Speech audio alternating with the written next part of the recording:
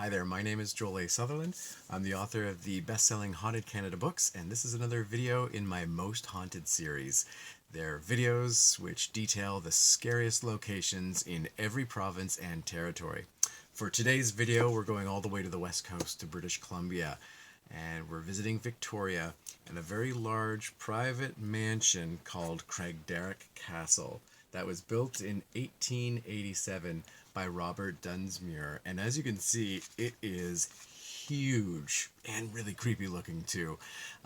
It has 4 floors, it has 39 rooms, and it even has its own ballroom where the family could host soirees and galas and other entertaining evenings for the social elite in Victoria. Now, Robert Dunsmuir died in 1889, 1 year before the building was fully complete. So he didn't get to completely move in with his family. And some believe now that the castle is cursed.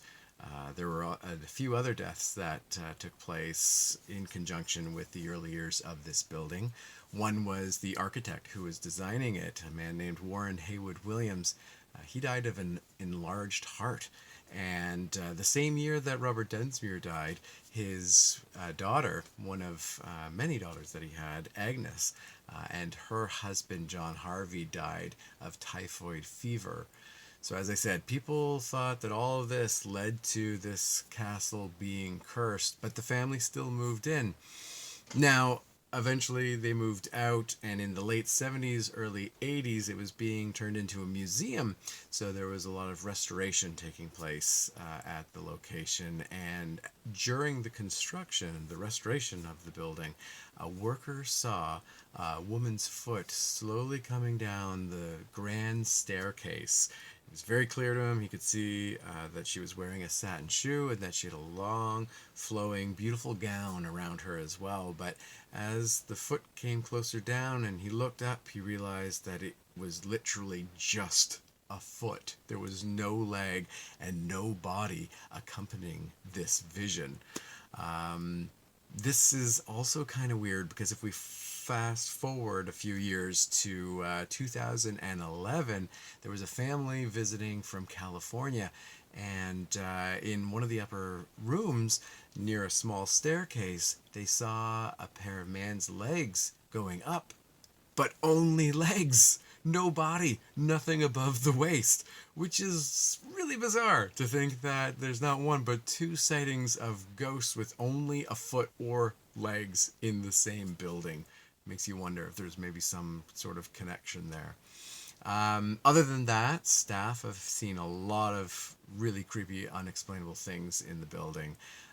They've seen a maid in an old Victorian outfit disappear as soon as they enter a room where she's standing.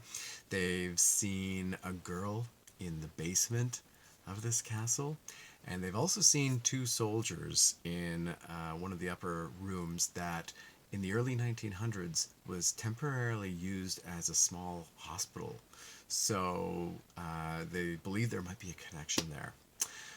Finally, a lot of people visiting the museum these days have experienced all kinds of different classic ghost phenomenon. So they walk through cold spots on otherwise really hot days. They've seen objects floating around rooms all on their own.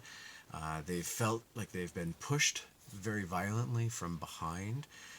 They've heard a child crying in an otherwise empty area of the castle. And they also often hear the grand piano playing all on its own. And it's believed that Robert Dunsmuir himself is playing the piano in the afterlife.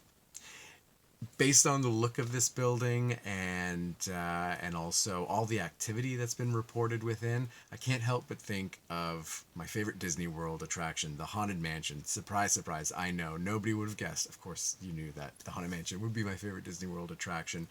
It looks like it has a lot of the same sort of activity in the castle that you would find on the ride as well.